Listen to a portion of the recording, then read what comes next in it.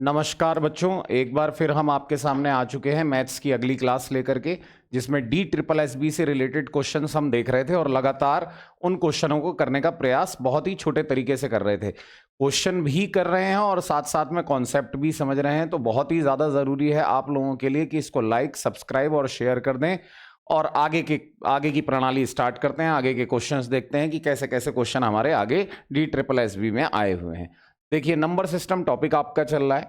Number system topic में देखिए, ये एक क्वेश्चन है जिसको नंबर सिस्टम में उन्होंने डाल रखा है, लेकिन एक्चुअल में ये LCM HCF का क्वेश्चन है। अगर इस प्रकार का क्वेश्चन कहीं भी आपका आ जाता है कि ऐसी अधिकतम संख्या है ना, अधिकतम संख्या, अधिकतम का मतलब होता है आपका हाईएस्ट, हाईएस्ट है ना। ऐसी अधिकतम संख्या के बारे में पूछ रहा है और कह रहा है जिससे 590, 908, 1014 में भाग देने पर एक ही समान शेष बचता है। तो कभी भी ऐसा क्वेश्चन आ जाए जिसमें शेष समान बचता है, उसकी क्या युक्ति है। देखो, छोटा नंबर होता है तो हम भाग दे करके देख लेते हैं, और छोटा नंबर नहीं होता है तो क्या करते हैं हम, जैसे इतनी बड़ी बड़ी डिजिट है तो इन नंबरों को क्या करते हैं, जैसे आप क्या करो 908 में से, जैसे आपको क्या करना है 908 में से आप माइनस कर लो 590 को, 590 को माइनस करो, देखो 8 बच जाएगा। यहाँ आपका 10 में से 9 जाएगा, 1 बच जाएगा। यहाँ 8 में से 5 जाएगा, 3 बच जाएगा। 318 एक नंबर आ जाएगा। ऐसे ही आप क्या करो कि 1014 जो दिया हुआ है उसमें से आप 908 को माइनस करो। तो जब आप 908 को माइनस करोगे तो देखो 14 में से 8 जाएगा तो 6 बचेगा, है ना। यहाँ 0 रह जाएगा तो 0 बच जाएगा। यहाँ आपका कितना रह जाएगा, 10 में से 1 9 जाएगा तो 1 बच जाएगा। अब आप इन दोनों नंबरों का HCF निकाल लो। अगर आप ध्यान से देखोगे तो ऑप्शन में 106 है, और 106 का अगर मैं 3 गुना कर दूं तो 318 मिल जाएगा। यानी इन दोनों नंबरों का HCF कितना हो जाएगा, आपका 106 हो जाएगा। तो बहुत ही आसान क्वेश्चन था। LCM HCF का इस तरीके का क्वेश्चन आ जाता है। तो जिसमें भी एक समान शेष देने की बात करें उसमें क्या करते हैं बेटा, इनको आपस में घटा लेते हैं। आपस में घटाने के बाद हम इसका HCF चेक कर लेते हैं। तो इसका HCF निकाल लेते हैं, 106 इसका आंसर हो जाएगा। इससे शॉर्ट कुछ नहीं हो सकता कि हमने एक बार घटाया, फिर हमने ये देख लिया कि दोनों नंबर किस बड़े से बड़े नंबर से कट रहे हैं। आगे का क्वेश्चन देखते हैं बेटा। फिर से क्वेश्चन आ गया कि वह बड़ी से बड़ी संख्या क्या है जो 76, 310, 463 को भाग देने पर प्रत्येक स्थिति में 4 शेष बचे। देखो, 4 शेष बचने की बात कर रहा है और 3 नंबर आपको दे रखे हैं। कभी भी बेवकूफ़ी नहीं करनी है, बेवकूफ़ी नहीं करनी है। आपको ऑप्शन दिए गए होंगे, ऑप्शन में सबसे बड़ा नंबर देख लीजिए, क्योंकि सबसे बड़ा नंबर उसने पूछा है। तो मैं पहले सबसे बड़ा नंबर 12 देखता हूं। अगर मैं 12 से 76 को काटता हूं तो 12 छंग 72 आ जाएगा, है ना। और आपका कितना शेष बच जाएगा, आपका 4 शेष बच जाएगा। लेकिन क्या 310 को भाग देने पर ऐसा होगा, अगर मैं 310 को 12 से भाग दूं तो आपका कितना आ जाएगा, 12 से भाग करने पर 12 दूनी 24 आ जाएगा, है ना। 7 और 0 बचेगा। जब आप 12 से दोबारा भाग देंगे इसे तो 12 पंजे 60 आएगा, और आपका शेष कितना रह जाएगा, 10 रह जाएगा। और शेष पहले 76 को भाग देने पर कितना आ रहा था, 4। तो ये तो आंसर गलत हो गया आपका। अब देखिए दूसरा बड़ा नंबर कौन सा है, 9 दूसरा बड़ा नंबर है। अगर बड़ा नंबर मैं इसलिए चेक कर रहा हूं बेटा, अगर बड़ा फंस गया, बड़ा अगर सेलेक्ट हो गया तो छोटे चेक करने की जरूरत नहीं है, क्योंकि उसने क्या कहा है, वह सबसे बड़ी संख्या। आप देखो 9 से आप भाग दे रहे हो, तो 9 से जैसे आप भाग दोगे तो आप इसको जोड़ करके भी देख सकते हो। 6 और 7 कितना हो रहा है आपका, 13। 9 से भाग दोगे, 9 एकम 9, 4 शेष रहेगा। 3 और 1 4 जोड़ लो, 4 शेष रहेगा। 6 3 9 कट गया, आपका कितना रह जाएगा, 4 शेष रह जाएगा। 9 से चेक करने का तरीका ये होता है। किसी बच्चे को अगर समझ में नहीं आया है तो मैं उसको दोबारा से एक्सप्लेन कर देता हूं। 9 से भाग दे करके शेष देखना बड़ा आसान होता है। कैसे होता है देखो, जैसे 76 को 9 से भाग देना है तो आप ऐसे भाग दोगे, 9 एकम 9, 9 अट्ठे 72, ऐसे करके आप करोगे, है ना। अब फिर आप बताओगे 4 शेष बचेगा।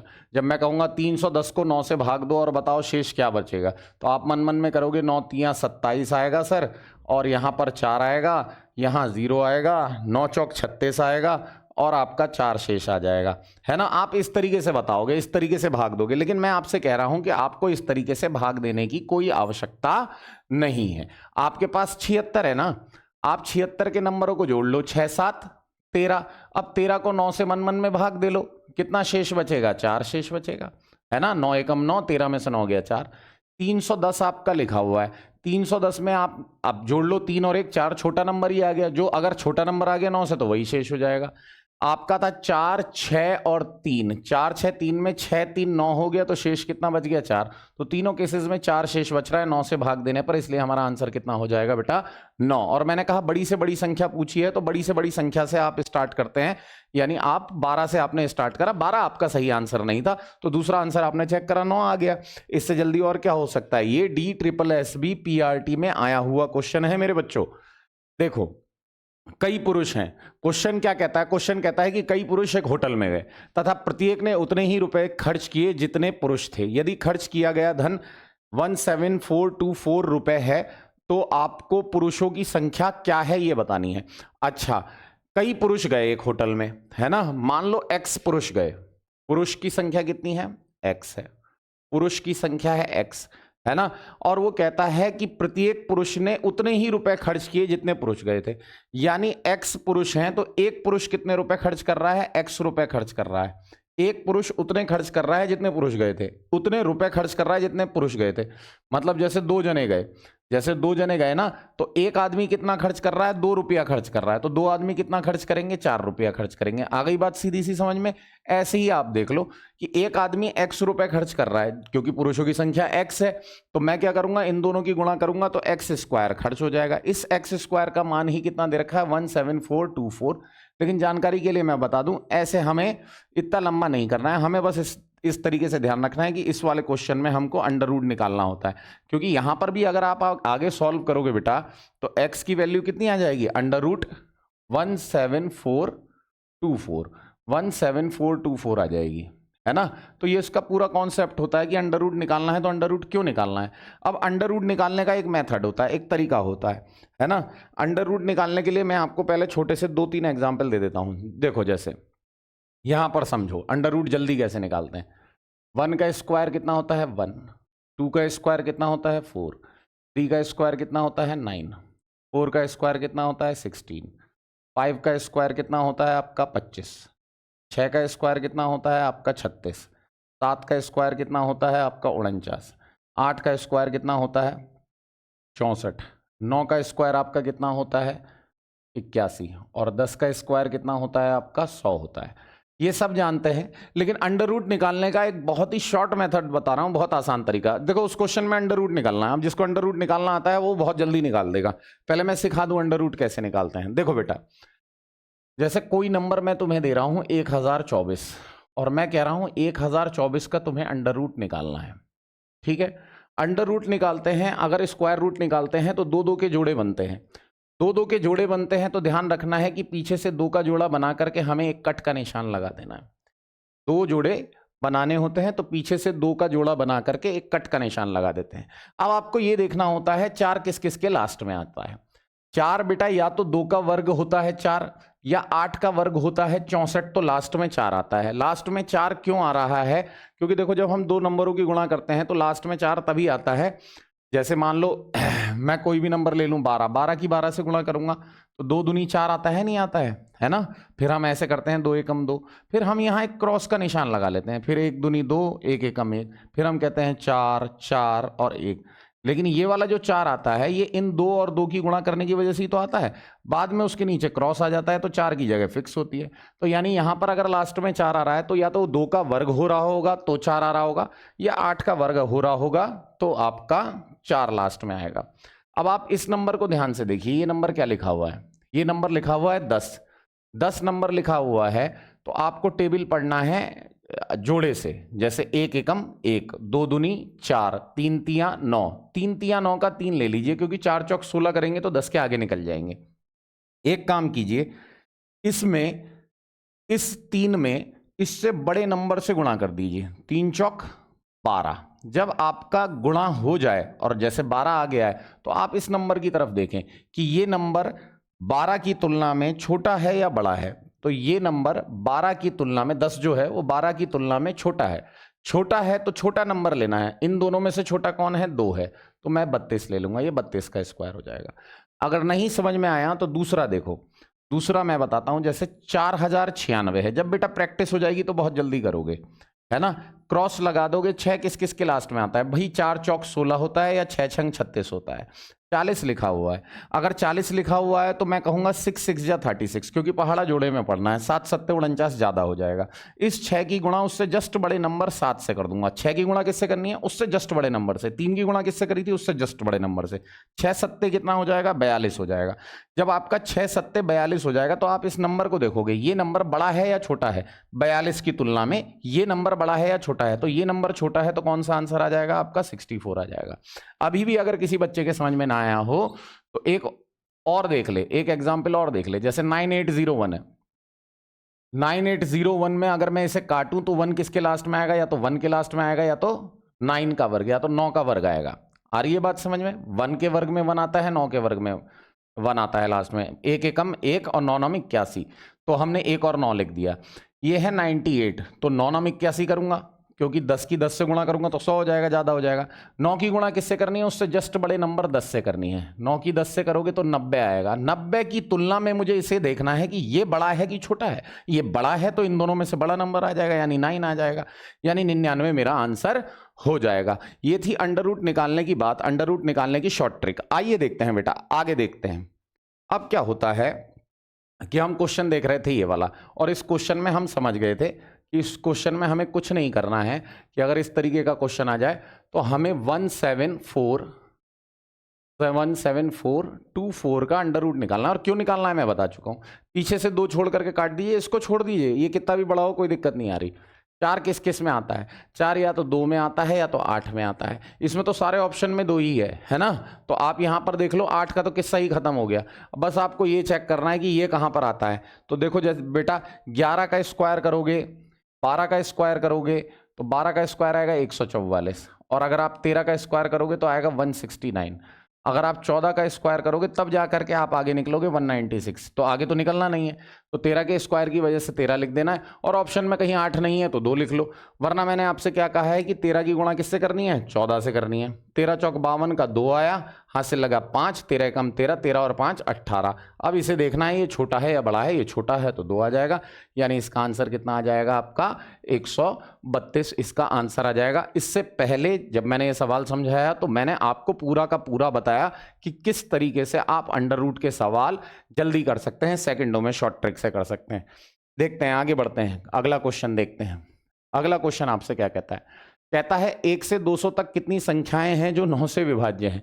तो जैसे आप 9 का पहाड़ा पढ़ोगे तो ये होता है ना कि 9 एकम 9, 9 दूनी 18, 9 तियां 27, ऐसे ही तो पढ़ते हो बेटा। ऐसे ही करते करते लास्ट में क्या आता है? 200 आ जाता है। 200 आ जाता है। तो देखो, जब संख्या 1 से स्टार्ट हो रही है तो आपको कुछ नहीं करना, आप 200 को क्या करो, डायरेक्ट 9 से काट लो, है ना? तो 9 से अगर आप काटोगे तो 9 दूनी 18 आ जाएगा और 2 0 आ जाएगा, है ना? फिर आप करोगे 9 दूनी 18, है ना? यानी यहां से साफ साफ क्लियर पता चल रहा है कि 22 संख्याएं जो हैं वो इससे कट जाएंगी। कुछ बच्चे समांतर श्रेणी लगाना चाहते हैं। समांतर श्रेणी में वो कहते हैं कि भाई लास्ट वाला पद ले लो, 200 ले लो, है ना? 200 में से प्रथम संख्या, ये समांतर श्रेणी है, सॉरी, 200 से पहले आपको इसमें समांतर श्रेणी लगाओगे, वैसे तो 22 आंसर आ गया, लेकिन अगर समांतर श्रेणी लगाओगे तो आपको क्या करना पड़ेगा? आपको 200 के नजदीक नंबर देखना पड़ेगा जो आपका 9 से कट जाएगा। तो 200 से पहले 9 से कौन कटेगा? 198 कटेगा, 198 कटेगा। ठीक है बेटा, 198 कटेगा। 9 से काट करके देख लो, 9 दूनी 18, 9 दूनी 18। समांतर श्रेणी क्या कहती है? समांतर श्रेणी कहती है कि 198 में से 9 को घटा दो, लास्ट वाली संख्या में से पहली वाली संख्या को घटा दो, जितना जितना सार्वंतर चल रहा है उससे भाग दे दो, जितना जितना सार्वंतर चल रहा है उससे भाग दे दो, और फिर +1 कर दो। आपको पता चल जाएगा कितनी पदों की संख्या है। तो 198 में से 9 को आप घटा लो तो आपका 189 आ जाएगा। 9 से इसे भाग दे देना, जो भाग दे करके आया उसमें 1 जोड़ देना। 9 दूनी 18, 9 एकम 9, कितना आ गया? 21 और 1 कितना आ गया? 22। लेकिन मैंने आपको सिखाया कि जब वो 1 से पूछ रहा है, 1 से 200 तक पूछ रहा है, तो आप डायरेक्ट 200 को 9 से भाग दिया करो, है ना? 9 से भाग दोगे तो 9 दूनी 18, 2 बचेगा, 0 बचेगा, और फिर आप कह दोगे 9 दूनी 18। तो यहां पर बस 2 शेष बच जाएगा, 2 से ज्यादा बच नहीं रहा है, तो 22 का 22 ऐसे ही आंसर आ जाएगा। तो डायरेक्ट आंसर बता सकते हैं। इजी सवाल है, कोई घबराने की जरूरत नहीं है, बहुत प्यार से हो रहे हैं सवाल। आगे आ जाओ। कहता है एक स्कूल में 7/9 छात्र लड़कियां हैं, यदि लड़कों की संख्या 144 है तो लड़कियों की संख्या क्या है। बेटा मैं पहले आपको एक बहुत क्लियर सी बात बता दूं, जैसे मुझे भूख लगी थी, मेरे घर में क्या होता है, मेरे घर में 9 रोटियां बनती हैं, 9 रोटियों में से मैं 2 रोटी खा जाता हूं, है ना। तो यानी मैं 9 में से 2 खा गया, मैंने कितना हिस्सा खा लिया, 2/9 खा लिया। अब घर में खाने के लिए कितनी रोटियां बची हैं, तो बेटा 7/9 बची हैं, यानी 9 में से 7 बची हैं। मैं कहीं खेलने जा रहा था और खेलते खेलते क्या हुआ, मुझको भूख लगी, मैंने टिफिन में से क्या करा, 5 पराठे खा लिए, 7 में से 5 पराठे खा लिया। मेरी बहन भी मेरे साथ थी, तो अब उसको कितने पराठे बचे हैं, तो बेटा 7 में से 2 पराठे उसके पास बच गए हैं। यानी अगर टोटल 7 पराठे थे तो 5 मैंने खा लिए थे, 2 मेरी बहन ने खाए, है ना। ऐसे ही यहां पर जब वो कहता है 7/9 छात्र लड़कियां हैं, तो वो कहता है कि 9 में से 7 जो हैं वो लड़कियां हैं, गर्ल्स हैं, है ना। यानी 9 में से 2 जो होगा वो आपके बॉयज होंगे, है ना, बॉयज होंगे। वो कहता है लड़कों की संख्या 144 है, यानी 2 का मतलब वो आपको कहता है क्लियर कि 144 है। तो आप बताओ मुझे 1 का मतलब क्या हो जाएगा, तो 1 का मतलब 2 सत्ते 14, 2 दूनी 4, 1 यूनिट का मतलब 72 हो जाएगा। वो आपसे पूछ रहा है लड़कियों की संख्या क्या है, तो बेटा लड़कियों की संख्या है 7, तो 7 यूनिट का मतलब क्या हो जाएगा, 7 दूनी 14, 7 सत्ते 49 और 1 50। अगर 504 ऑप्शन में दिखाई दे रहा है तो वो भैया लाजवाब आंसर होगा आपका। उम्मीद करता हूं आपको सवाल चुटकियों में सॉल्व करने आ रहे होंगे। बहुत ही छोटा मेथड है बेटा, जब अपने आप करोगे तो बहुत बढ़िया से करोगे और बहुत अच्छे से समझ में आएगा। आगे देखते हैं बेटा, आ जाओ आगे देखते हैं। कहता है निम्नलिखित में से कौन सी संख्या 9 से विभाज्य है। मैं आपको पहले ही बता दूं, डिविजिबिलिटी का कॉन्सेप्ट है, 9 से कौन से नंबर विभाजित होते हैं, 9 से, है ना। जैसे कोई भी नंबर लिख दूं मैं, 5 6 7 8 9 10 9 0 1। अब मैं देखूं ये 9 से कटता है कि नहीं कटता है, तो मुझे 9 से अगर काटना है ना, तो पहले 9 को काट दो, है ना। 9 9 जहां बन रहा है वहां काट दो, 8 और 1 9 काट दो, है ना। 7 5 12, 7 5 12, 12 और 6 18, तो ये पूरा का पूरा 9 से कट जाएगा। तो हम क्या करते हैं, 9 से काटने के लिए गिन लेते हैं कि 9 कितनी बार आ रहा है, या 9 के जोड़े में जितना भी पड़ रहा है उतना कट जाएगा, बाकी शेष बच जाएगा। निम्नलिखित में से कौन सी संख्या 9 से विभाजित है, तो देखो अगर मैं इसको देखूं तो ये कट गया, है ना। 8 7 15, 8 7 15, 15 और 3 18 कट गया, लेकिन 2 बच रहा है ना बेटा, यानी ये 9 से नहीं कटेगा। आ जाओ, 8 7 15, 15 3 18, 18 9 से कट जाता है। 4 2 6, 4 2 6, 6 3 9, ये बेटा आपका 9 से कट जाएगा। और जब आपका 9 से कटने वाला ऑप्शन आ चुका है तो बाकी हम चेक क्यों करेंगे, तो इसका मतलब बहुत ही आसानी से 9 की डिविजिबिलिटी चेक की जा सकती है। 9 से वही नंबर कटते हैं जिनके अंकों का योग 9 से कटता है, या इसी तरीके से 9 बना करके काट लेते हैं, जो बच जाता है वो 9 से काटने पर शेष बचेगा। ठीक है बेटा, ये 9 की डिविजिबिलिटी थी। एक नंबर आपको दिया है, ये भी सरलीकरण का सवाल है ना, और संख्या पद्धति में लिखा जा सकता है, कोई दिक्कत वाली बात नहीं है। एक नंबर आपके सामने लिखा हुआ है 13.94, फिर आप देख रहे होगे गुणा में दोबारा लिखा हुआ है 13.94। ठीक है बेटा, आगे देखो क्या लिखा हुआ है, आगे लिखा हुआ है 13.94, लेकिन इसके साथ क्या कराया उन्होंने, इसके साथ गुणा में एक नंबर कर दिया है y, है ना। फिर वो प्लस भी कहता है, प्लस कहने के बाद कहता है 0.06 और 0 गुणा 0.06। ऐसा कहीं ना कहीं हमने पढ़ा है, ध्यान तो आ रहा है, लेकिन कहाँ पढ़ा है ये समझ में नहीं आ रहा। वो कह रहा है y के लिए एक पूर्ण वर्ग होगा, पूर्ण वर्ग का मतलब समझते हो स्क्वायर होगा, है ना। एक फॉर्मूला आपने पढ़ा है, आपने क्या फॉर्मूला पढ़ा है, आपने पढ़ा है कि भाई a प्लस बी का अगर होल स्क्वायर होगा ना, तो वो होना चाहिए a स्क्वायर प्लस, अगर आप एनसीईआरटी की या सरकारी किताबों में देखेंगे तो पहले वो लिखता है 2ab, फिर आपको लिखता है b स्क्वायर। तो अगर ये जो आपको दिया हुआ है मैं इससे कंपेयर करूं तो एक तरीके से 13.94 को 2 बार गुणा में लिखा है, यानी इसका स्क्वायर लिखा हुआ है, और यहां पर आपका b की जगह 0.06 का होल स्क्वायर लिखा हुआ है। जब आप बीच में नजर डालते हैं तो बीच में नजर डालने पर आपको ये 2 नंबर दिखाई देते हैं, है ना। और यानी a का मतलब है a तो आपको दिखाई दे रहा है, लेकिन b आपको नहीं दिखाई दे रहा है, उसकी जगह पर क्या लिखा हुआ है y। और अगर मैं a को काट दूं तो 2 और b बचेगा, यानी यहां पर 13.94 लिखने के बाद जो मान जो बचा हुआ है वो किसका मान बचा हुआ है बेटा, वो मान बचा हुआ है 2b का, है ना। तो यहां पर मतलब 2b आना चाहिए। तो b का मान यहां से कितना मिल रहा है मुझे, 0.06 मिल रहा है ना बेटा। अगर मैं यहां 2 से गुणा कर दूं तो वही मान यहां पर आना चाहिए। तो 2 से मैं इसकी गुणा करूंगा तो 0.12 आ जाएगा। ये मेरा करेक्ट आंसर आ जाएगा। चलो अगर नहीं समझ में आया है तो एक बार और देखते हैं इस सवाल को, कि जैसे बेटा 13.94 लिखा हुआ था, है ना, और गुणा 13.94 लिखा हुआ था। यहां पर प्लस लगा हुआ है और 13.94 लिखने के बाद वो क्या कह रहा है आपसे कि एक नंबर है y, एक नंबर है y के बाद फिर वो दोबारा से क्या करता है 0.06 और गुणा 0.06 लिख देता है। मैं कह रहा हूं कि जब मैं इस चीज को याद करता हूं तो मुझे याद आता है कि यार ये 13.94 का स्क्वायर है, ये 13.94 का स्क्वायर है, सही है साहब। और ये जो लास्ट वाला है ये 0.06 का होल स्क्वायर है, ये यहां पर स्क्वायर है। अब यहां पर जो है, यहां पर ये जो बन रहा है, तो इसमें a तो मुझे मिल रहा है, जैसे 13.94 तो मुझे मिल रहा है, लेकिन यहां पर मुझे 2 भी मिलना चाहिए था और यहां पर मुझे 0.06 भी मिलना चाहिए था। अगर ये चीज मिल जाती तो ये एक परफेक्ट स्क्वायर बन जाता, 13.94 प्लस 0.06 का ये होल स्क्वायर बन जाता। तब मैं कहता कि मुझे पूर्ण स्क्वायर मिल चुका है। लेकिन यहां पर क्या है कि इन दोनों नंबरों को ना दे करके ये नंबर नहीं दिया हुआ है और आपका ये नंबर नहीं दिया हुआ है।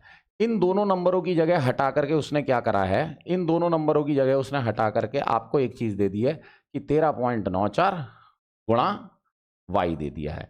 तो y किस चीज को भगा रहा है, y भगा रहा है आपका 2 को और 0.06 को, यानी इसका मान जो होना चाहिए 2 छंग 12 यानी 0.12 होना चाहिए। अगर 0.12 होगा तभी तो मैं इसको 2 में तोड़ पाऊंगा, 2 इंटू 0.06। तो y के इस मान के लिए क्या हो जाएगा, ये एक वर्ग बन जाएगा। तो सिंपल क्वेश्चन था, मैंने पूरा डिटेल में भी आपको बता दिया, शॉर्ट में भी आपको बता दिया। आ जाओ, 8वां क्वेश्चन कहता है, 8वां क्वेश्चन कहता है प्रथम 50 प्राकृतिक संख्याओं का योगफल क्या होगा। प्रथम 50 प्राकृतिक नहीं, प्रथम 50 विषम संख्याओं का योगफल क्या होगा, इस बात को ध्यान रखना। प्रथम 50 विषम संख्याओं का योगफल क्या होगा। तो मैंने बताया था कि भाई विषम संख्याओं का योगफल प्रथम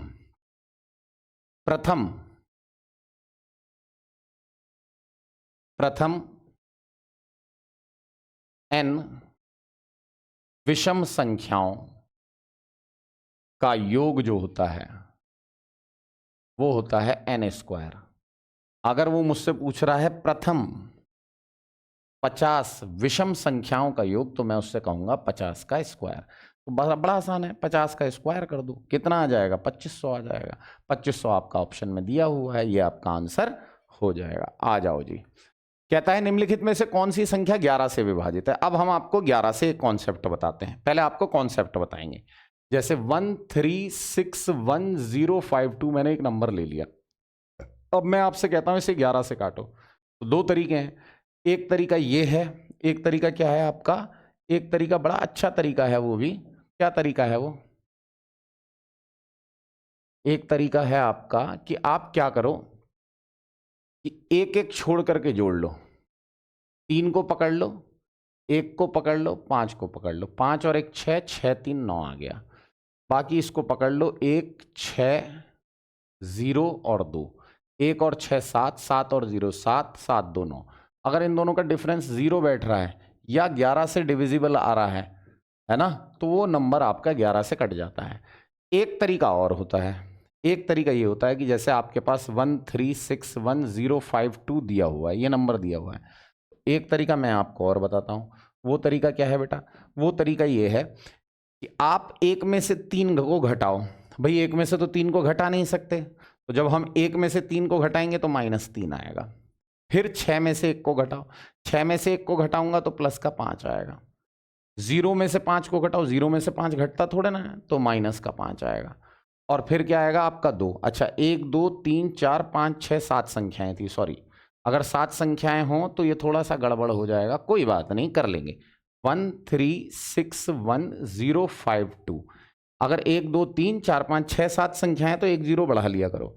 अब 0 में से 1 को घटाओ तो -1, 3 में से 6 को घटाओ -3, 1 में से 0 को घटाओ प्लस का 1 और 5 में से 2 को घटाओ तो आपका प्लस का 3।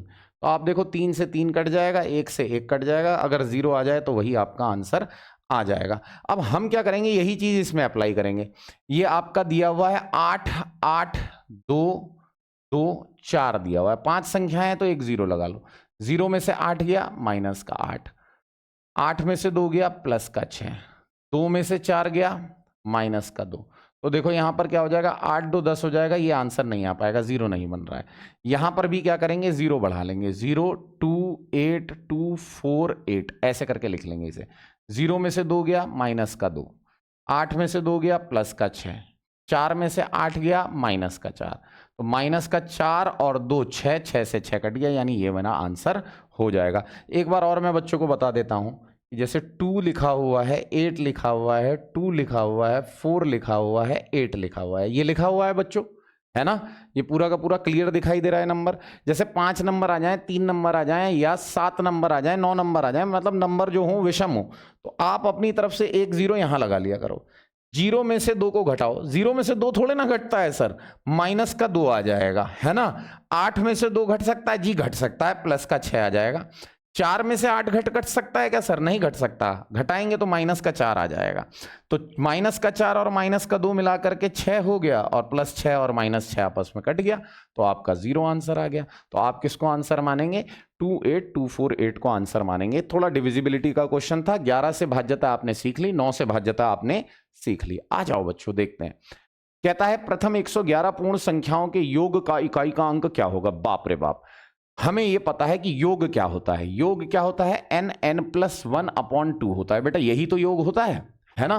तो 111 पूर्ण संख्याओं का अगर मुझसे योग पूछेगा तो मैं तो उससे यही कहूंगा 111 गुणा 112/2।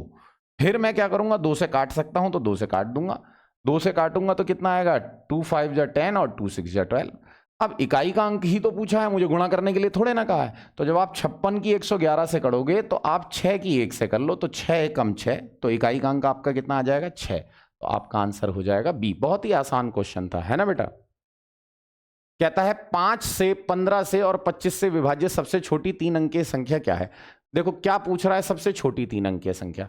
एक तो पहली बात क्या करते हैं, ऐसे सवाल में एलसीएम निकालते हैं। अब मैं आपको एलसीएम भी बता देता हूं। देखो ऐसे करते हैं बच्चे, 5 लिख लेते हैं, 15 लिख लेते हैं, 25 लिख लेते हैं, फिर क्या करते हैं, इसे काटते हैं। कहते हैं 3 से सर पहले कट रहा है, 5 आ गया, 3 पंजे 15 आ गया, 25 आ गया। अब तो बेटा 5 से कट रहा है तो 5 से काट लो, 5 एकम 5, 5 एकम 5, 5 पंजे 25, फिर इस 5 को काट लो, तो क्या आ जाएगा, 1 1 और 1 आ जाएगा। तो 3 पंजे 15 और 15 पंजे 75, 75 आ गया जी साहब। और अगर वैसे भी देखा जाए तो 5 से और 15 से और 25 से, तो इसमें सबसे बड़ा है 25, तो 25 का पहाड़ा पढ़ा करो, 25 से कम 25, 25 दूनी 50। जब आप 50 करोगे तो 50 नहीं कटेगा 15 से, 25 तियां 75 करोगे तो 75 सबसे कट जाएगा। तो सबसे छोटी संख्या वास्तविकता में क्या है, 75 है। लेकिन इस क्वेश्चन में क्या कह रहा है कि सबसे छोटी 3 अंकीय संख्या इनमें से कौन है, निम्न में से कौन से, सबसे छोटी 3 अंकीय संख्या निम्न में से आपको बतानी है ना। तो जब भी ऐसा क्वेश्चन आ जाए और आप समझ जाओ कि एलसीएम 75 होगा, तो आप एलसीएम का डबल कर दो। एलसीएम का डबल क्या होगा, 150। अगर 150 ऑप्शन में नहीं होता तो हम और आगे बढ़ते, तो 150 ऑप्शन में है, हाँ है। और दूसरी बात मेरे बच्चों, जब 5 15 और 25 कहा है तो पहली बात 25 से वही नंबर कटेगा जिसके लास्ट में 25 आएगा, 50 आएगा, 75 आएगा, 00 आएगा। अच्छा 15 से भी कटना चाहिए, तो 15 से भी आपका कटना चाहिए, तो ऐसा नंबर आपका क्या बैठ रहा है, ऑप्शन से भी देखा जाए तो 150 पहला ऐसा नंबर बैठ रहा है जो कट रहा है, क्योंकि देखो 125 नहीं कटेगा, है ना। आ रही है बात समझ में। उसके बाद 150 जो है वो सबसे कट रहा है। आप मेरी बात समझने की कोशिश कीजिए। देखो जैसे मैं ऑप्शन से देख रहा हूं, तो मैं ऑप्शन से कैसे देख रहा हूं, जैसे मेरे पास 5 है, 15 है और मेरे पास 25 है, तीनों नंबर मेरे पास हैं। अब तीनों नंबर में से मैं देख रहा हूं कि सबसे छोटा नंबर पूछा है, तो सबसे छोटा नंबर इन सब में कौन सा है, 125 है सबसे छोटा नंबर। अब 125 को मैं देखता हूं तो 5 से कट जाता है, 15 से अगर मैं इसे काटूं तो नहीं कटता है, तो ये नहीं माना जाएगा। उसके बाद इससे बड़ा नंबर कौन सा है, 150 है। अगर 150 को देखूं 5 से कटता है, हाँ जी हाँ कटता है, 15 से कटता है, हाँ जी हाँ कटता है, 25 से कटता है, हाँ जी हाँ कटता है। तो मेरा आंसर क्या हो गया, 150 हो गया। तो मैं बाई ऑप्शन भी सवालों को कर सकता हूं। और मैं आपसे बताता ही हूं, जो सवाल बाई ऑप्शन हो सकते हैं उन्हें बाई ऑप्शन करने का ही प्रयास किया कीजिए। ठीक है, आगे आ जाए। कहता है जब 1 3 5 7 9 है डॉट डॉट डॉट 99 तक है को 8 से विभाजित किया जाएगा तो शेषफल क्या आएगा। तो देखो 1 3 5 7 9 ये सारी विषम संख्याएं तो चल रही हैं 1 3 5 7 9 है ना, और ये कहां तक चल रही है आपकी 99 तक चल रही है। तो मैंने आपसे बताया था 1 से 100 तक अगर मैं देखूं तो भाई 50 सम संख्याएं होती हैं और 50 विषम संख्याएं होती हैं या नहीं होती हैं।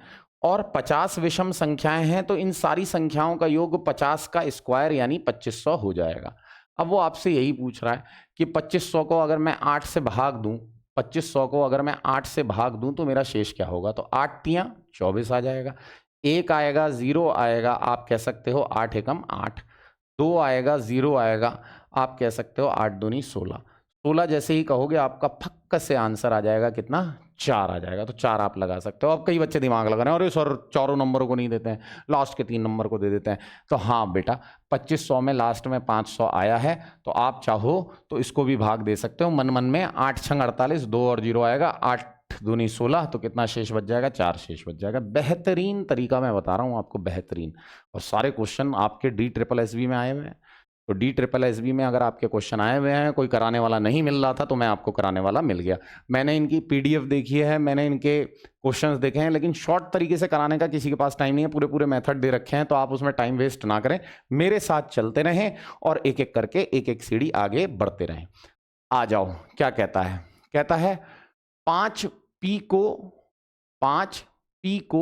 q के परिणाम, है ना।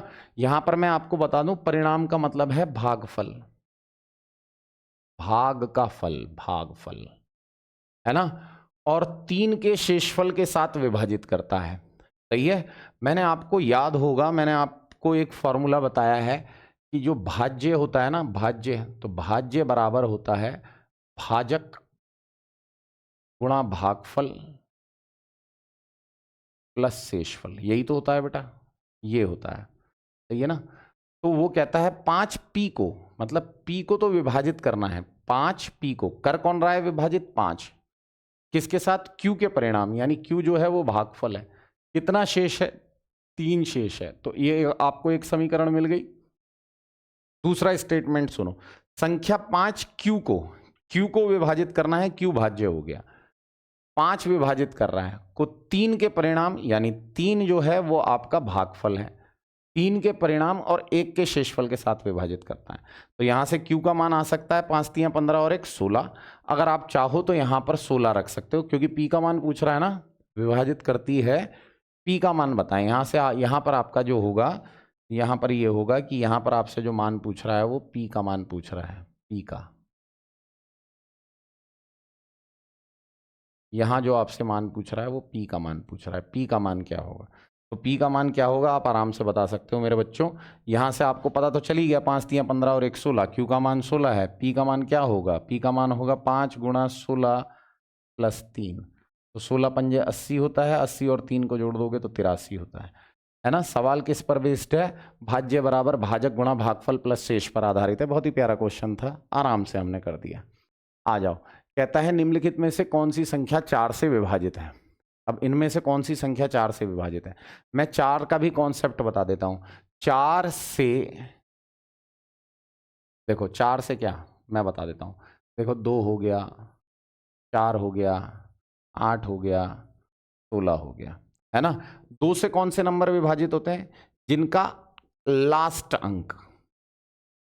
अंक 2 से विभाजित हो, यानी लास्ट अंक 0 होगा, 2 होगा, 4 होगा, 6 होगा, 8 होगा, तो वो अंक 2 से विभाजित हो जाएगा। 4 क्या होता है, 2 का स्क्वायर हो जाता है, 2 का स्क्वायर हो जाता है, यानी लास्ट के 2 अंक से बनी संख्या, है ना, 4 से विभाजित होनी चाहिए।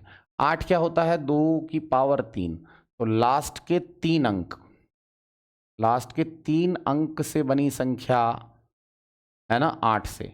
और ये कितना होता है, 2 की पावर 4, तो लास्ट के 4 अंक से बनी संख्या, 4 अंक से बनी संख्या लास्ट की लेनी है ना। तो जब उसने आपसे 4 से विभाज्य पूछा है तो देखो 4 से विभाजित है, 74 को 4 से काटो, कट जाएगा, 72 तक कट जाएगा, 74 नहीं कटेगा, 4 से कट जाएगा, चीख चीख के कट जाएगा साहब, चीख चीख के, 88 आ रहा है, आराम से कट जाएगा। ये 4 से नहीं कटेगा, 42 40 तक कटेगा, 80 तक कटेगा, नहीं कटेगा। तो आपने देखते ही बता दिया, क्योंकि 4 से वो अंक कटते हैं जिनके लास्ट के 2 अंक कटते हैं। तो 9 से भी आपने सीख लिया, 11 से भी आपने सीख लिया, और अब आपने 4 से 2 से 8 से भी सीख लिया। आ जाओ, कहता इकाई के स्थान पर कौन सा अंक होगा। ओफो, अब मुझे आपको थोड़ा सा कॉन्सेप्ट इकाई का बताना पड़ेगा। इकाई का अंक बेटा देखो, इकाई का अंक थोड़ा सा कॉन्सेप्ट है, अच्छा है कॉन्सेप्ट, पढ़ लोगे तो काम आएगा, है ना। इकाई का अंक ज्ञात करना।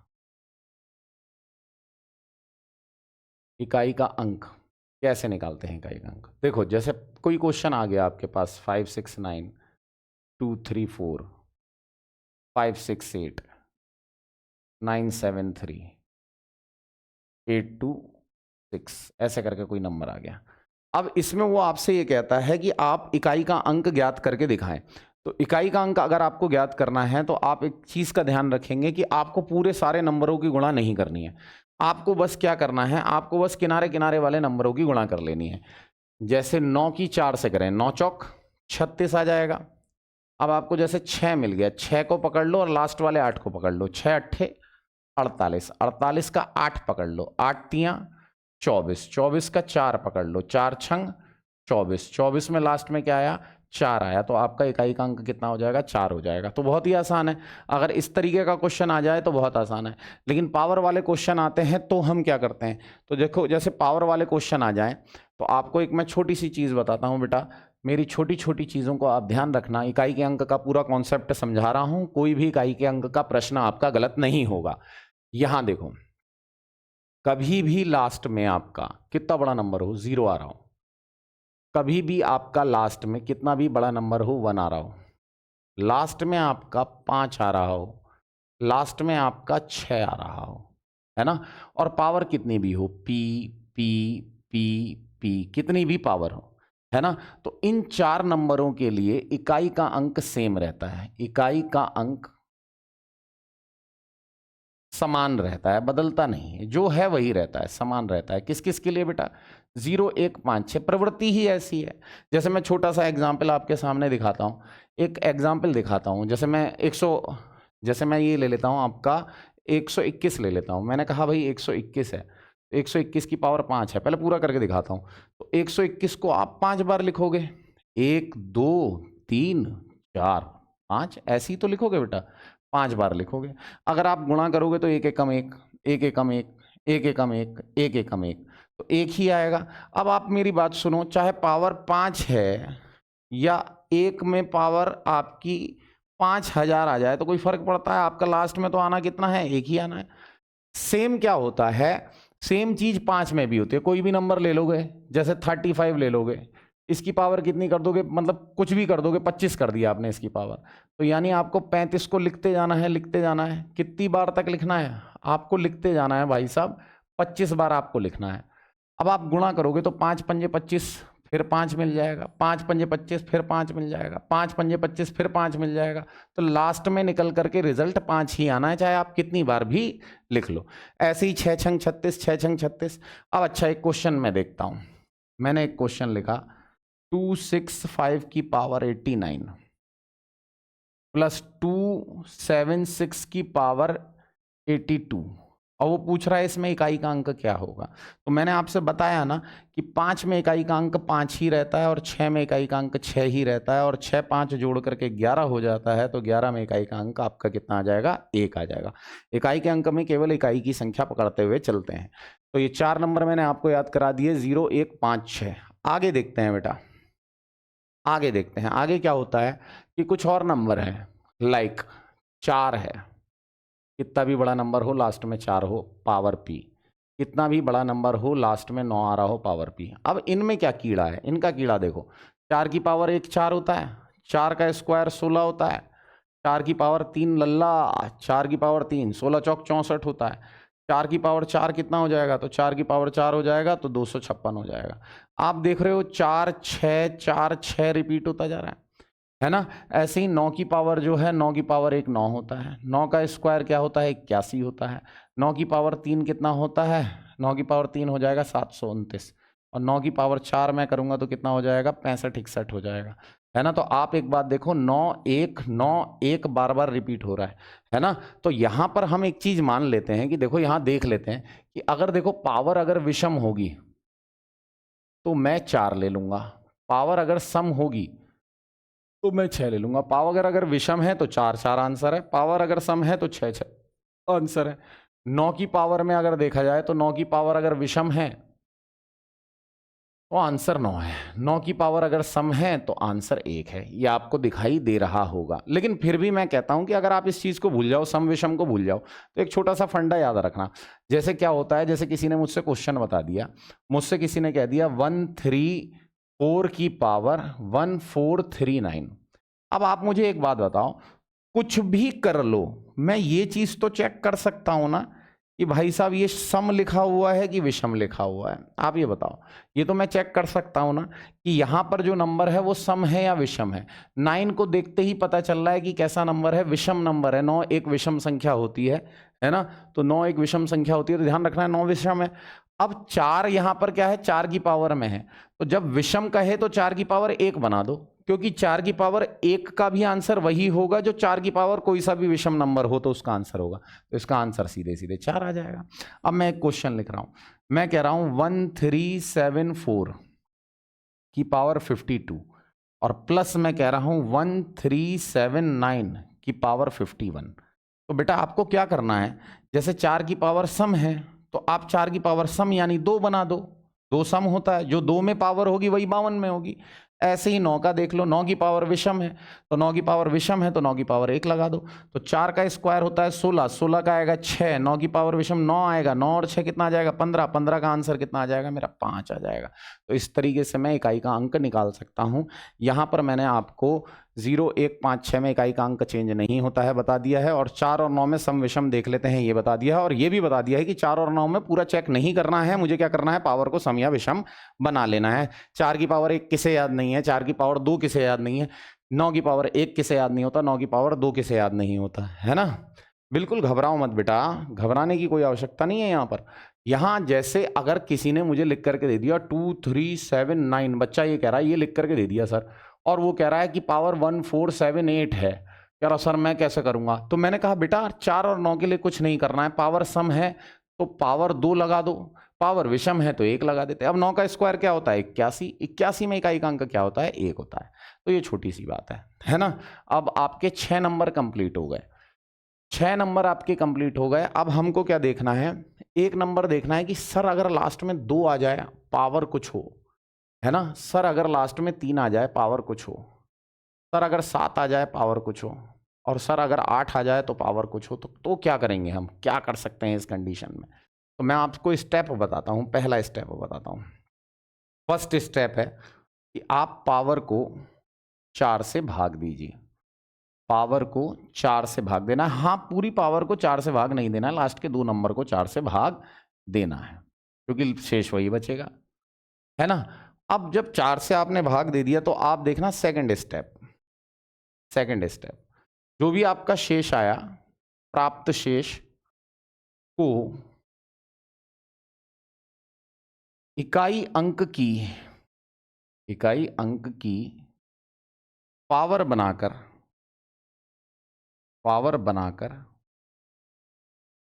इकाई अंक ज्ञात करेंगे,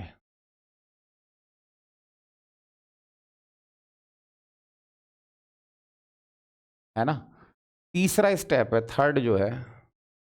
थर्ड स्टेप है, यदि शेष 0 आ जाए, जब शेष 0 आ जाए तभी ये काम करना। यदि शेष 0 आ जाए, यदि शेष 0 आ जाए तो एक काम करना कि भाई 2 की पावर p और 8 की पावर p के केस में इकाई अंक जो है, इकाई अंक 6 ले लेना, है ना। और अगर आपका 3 की पावर p बन रहा है और 7 की पावर p बन रहा है लास्ट में, तो उसके केस में इकाई का अंक 1 ले लेना। अब मैं ये भी बताता हूं कि ये मैंने किस बिना पर लिखा है, क्या तुक है इन सबको लिखने का। तो देखो बेटा, इसका मैं तुक भी बता देता हूं आपको, तुक क्या है इन सबको लिखने का। तुक ये है कि जैसे 2 की पावर 1 है तो आप 2 कहते हैं, 2 की पावर 2 है तो आप 4 कहते हैं, 2 की पावर 3 है तो आप 8 कहते हैं, 2 की पावर 4 है तो आप 16 कहते हैं, बिल्कुल कहते हैं। फिर आप अगर 2 की पावर 5 करते हो बेटा तो फिर से आपका क्या आ जाता है, फिर इकाई का अंक 2 आ जाएगा 32। 2 की पावर 6 करोगे तो आपका इकाई का अंक कितना आ जाएगा 64, फिर से 4 आ जाएगा। 2 की पावर 7 करोगे तो इकाई का अंक कितना आ जाएगा 64 का दुगना कर दो कितना हो गया 128, फिर 8 आ जाएगा। और 2 की पावर 8 करोगे तो इकाई का अंक कितना आ जाएगा आपका 256, 256 में फिर 6 आ जाएगा। यानी 4-4 का साइकिल चल रहा है। जैसे 4 का साइकिल इसमें चलता है वैसे ही 3 में चलता है, वैसे ही 7 में चलता है, वैसे ही 8 में चलता है, इसलिए 4 से भाग दिया जाता है। ये बात क्लियर हो गई। आगे देखो कहता है प्राप्त शेष को इकाई अंक की पावर बनाकर इकाई अंक ज्ञात करते हैं। अब जैसे मान लो 2 की पावर 7 है, अब मुझे नहीं पता इकाई का अंक क्या पता है क्या क्या होगा। अगर मैं इसे 4 से भाग दे दूं तो कितना बचेगा, 3 शेष बचेगा ना। तो बस चुपचाप 2 की पावर 3 कर दो। 2 की पावर 3 में भी इकाई का अंक वही होगा, तो 2 की पावर 3 कितना होता है 8, और देखो 2 की पावर 7 भी कितना होता है 128, इसलिए भाग देते हैं। अच्छा शेष 0 आ जाए, पावर कट जाए, जैसे 4 कट जाएगा 8 कट जाएगा, तो इकाई का अंक कितना होगा 6। तो 2 और 8 में कितना रहता है 6, और 3 और 7 में कितना रहता है 1 आता है। 3 और 7 में भी बता देता हूँ, जैसे 3 है तो 3 आएगा, 3 का स्क्वायर 9 आएगा, 3 की पावर 3 27 आएगा, 3 की पावर 4 81 आएगा। तो देखो 4 पावर कट जाएगी तो लास्ट में क्या आएगा 1 आएगा। ठीक है ना। तो आओ देखते हैं बेटा क्या क्वेश्चन था। क्वेश्चन क्या था, क्वेश्चन देखते हैं क्वेश्चन क्या था। क्वेश्चन इजी था, है ना। ये था 7 की पावर 98 था, हमें पूरी पावर को भाग नहीं देना है, 98 को 4 से भाग देना है। तो जब भाग दोगे तो कितना बचेगा, 7 की पावर 96 तक कट जाएगा, 2 बच जाएगा। 5 में इकाई का अंक 5 ही रहता है ना। 3 है, 3 में भाग दिया जाता है, 6 कट जाएगा, यहाँ शेष 0 आ जाएगा। 3 के केस में शेष 0 आ जाता है तो आप क्या ले लेते हो 1 ले लेते हो। लेकिन मैं आपको बताऊं 5 अगर कहीं पर भी बन गया है ना, तो यहां पर देखो यहाँ थोड़ी सी गड़बड़ है। 98 को आपने भाग दिया तो 98 को 4 से भाग दोगे आप। मैं पहले आराम से बता दूं बच्चों को, पहला क्वेश्चन है 4 से 4 दूनी 8 आ गया, 1 बचा 8 बचा, है ना। तो 4 चौक 16 करोगे तो इकाई का अंक कितना आ जाएगा 2। जितना भी इकाई का अंक आता है उसे पावर पर चढ़ा देते हैं। तो 7 का पावर चढ़ा दीजिए, 2 चढ़ा दीजिए, ठीक है। गुणा में देखो 5 में इकाई का अंक 5 ही रहता है तो 5 लिख लिए। 3 की पावर कितना है 96। अब 96 को अगर मैं भाग दूंगा और 4 से भाग दूंगा तो ये कट जाएगा, 4 दूनी 8, 1 और 6 बचेगा, 4 चौक 16। तो आप याद करो मैंने आपको बताया था शेष 0 बच जाए, मतलब 3 के केस में मैंने बताया था ना, 3 के केस में और 7 के केस में अगर शेष 0 बच जाए तो इकाई का अंक 1 लेना है ना। तो यहाँ पर इकाई का अंक मैं 1 लूंगा। अच्छा यहाँ पर 7 का स्क्वायर 49 का 9 आएगा, यहाँ 5 आएगा, 5 नम 45, 45 में इकाई का अंक कितना आ जाएगा 5 आ जाएगा। तो बेटा मेरा आंसर 5 आ जाएगा। आ जाओ आगे बढ़ते हैं। 16वां क्वेश्चन। 16वें क्वेश्चन में कहता है 433 आपको दिया हुआ है, 456 दिया हुआ है, 43n दिया हुआ है ना, इतना दिया हुआ है आपको। वो कहता है इकाई का अंक n+2 है। जरा गुणा करना, 3 छंग 18 का 8 आएगा, और 8 की n से गुणा होगी तो कुछ 8n टाइप का आएगा, है ना। तो कहता है इकाई का अंक n+2 है, ये जो भी है ये n+2 के बराबर आता है। कहता है n का मान क्या है। अब n का मान एक ही तरीके से निकाला जा सकता है, ऑप्शन से उठा करके। अब आपने यहां करा 8 एकम 8, पहला ऑप्शन उठाया तो 1 और 2 कितना हुआ 3 हुआ, ये बराबर नहीं आ रहा है ना। 8 उठा करके देखा, 8 8 64, और 8 और 2 में मिला दूं तो कितना हो जाएगा 8 2 10 हो जाएगा, 64 का सार ये भी नहीं हो सकता है। अच्छा 8 गुणा 3 कर लिया, n की जगह मैंने 3 रख दिया, तो यहां पर कितना होना चाहिए, यहां पर होना चाहिए 3 + 2, 8 3 24, 3 2 5, ये भी बराबर नहीं आ रहा है भाई। 8n की जगह आपने 6 रख दिया, और यहां रख दिया n+2, n+2 का मतलब 6 + 2। तो आप देखो 8 छंग 48 का 8 आएगा, और 6 और 2 जोड़ूंगा तो भी 8 आएगा। तो यानी यहाँ पर n का मान कितना आ जाएगा आपका 6 हो जाएगा। आसान था ये भी, कोई ऐसा नहीं था, लास्ट में ऑप्शन से चेक करना था। एक संख्या को 5 से विभाजित किया जाता है तो 2 शेष प्राप्त होता है। संख्या के वर्ग को 5 से विभाजित किया जाए तो शेष क्या आएगा। ये सवाल बहुत आता है बेटा, ये आपके जो भी टीचिंग के एग्जाम है उनमें ये सवाल देखने को मिलेगा कि 5 से विभाजित किया जाता है किसी संख्या को तो आपका शेष आता है 2। तो कहता है उस संख्या के वर्ग को 5 से विभाजित किया जाएगा, मतलब संख्या के वर्ग को विभाजित करना है तो आप इस 2 का वर्ग कर दीजिए। 2 का वर्ग कितना आ जाएगा 4। कभी भी बड़ी संख्या से छोटी संख्या को भाग देते हैं तो छोटी संख्या ही शेष होती है। 5 0 जा 0 तो आपका 4 ही शेष आपका आंसर रह जाएगा, क्योंकि 5 से 4 भाग जाएगा ही नहीं तो 4 ही शेष रह जाएगा। आ जाइए 18वां क्वेश्चन देखते हैं। ये संख्या 9 से पूर्णतः विभाजित है। कौन सी संख्या है भाई साहब? 9 की भाज्यता तो हमने पढ़ रखी है ना, 7 1 वाई। जरा आप बताओ 9 से अगर कोई नंबर कटता है तो 9 को काट लेते हैं, 8 और 1 9 को काट लेते हैं। अब बचा हमारे पास 7 + वाई, है ना। अगर ये 9 से कटेगा तो यहाँ आपका 9 या 18 ऐसा नंबर होना चाहिए, तो नज़दीक का नंबर कौन सा है आपका 2। अगर y की जगह आप 2 रख दोगे तो 7 2 9 हो जाएगा, तो यानी यहाँ से y का मान कितना प्राप्त हो जाएगा मेरे को? 2 प्राप्त हो जाएगा। आ जाओ आगे। आगे कहता है ये नंबर 6 से कट जाता है। देखो भैया जो नंबर 6 से कट जाता है वो 2 और 3 दोनों से कट जाता है। नंबर दिया है 8 6 7 y 8, ये 6 से कटता है। जो नंबर 6 से कटता है वो 2 से भी कटेगा, 3 से भी कटेगा, ठीक है ना। अब आपको y का मान निकालना है।